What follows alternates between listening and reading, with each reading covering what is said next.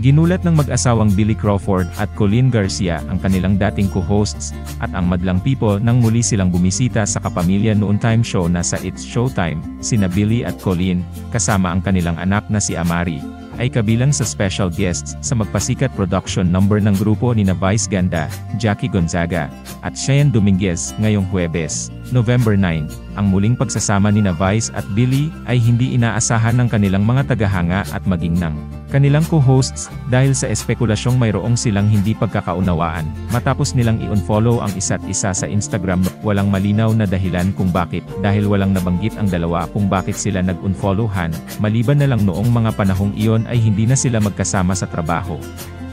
Paglilinaw ni Vice matapos ang kanilang performance sa It's Showtime, maayos na ang relasyon nila ngayon ni Billy. Ang pagpayag din daw ni Billy na mapasama sa kanilang performance, kahit busy siya sa taping ng The Voice Generations sa GMA-7, ay sapat na para ipakita sa lahat na maayos na sila. Isa rin daw si Billy sa mga taong mahalaga kay Vice, kaya naman hindi niya maatim na hambuhay itong hindi kausapin.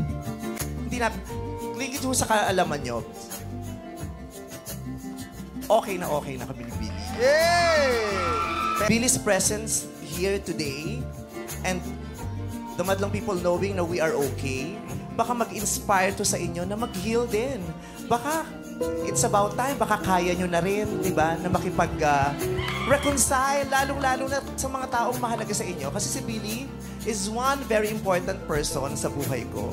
Labis-labis naman ang pasasalamat ni Billy kay Vice sa paanyaya nitong muling bumalik sa dati nilang tahanan ni Colleen, ang It's Showtime. Pagbabahagi pa niya, malaking bahagi ang ama niyang si Jack Crawford, sa pagkakaayos nila ni Vice. Utang daw ni Billy ang lahat sa It's Showtime, na naging daan para makilala ang may bahay niya ngayong si Colleen, kaya lumipat man siya ng TV network, ay hindi raw mabubura ang katotohanang may malaking parte sa puso niya ang It's Showtime. Sa huli, humingi ng tawad si Billy sa kanyang dating mga co-host at madlang people.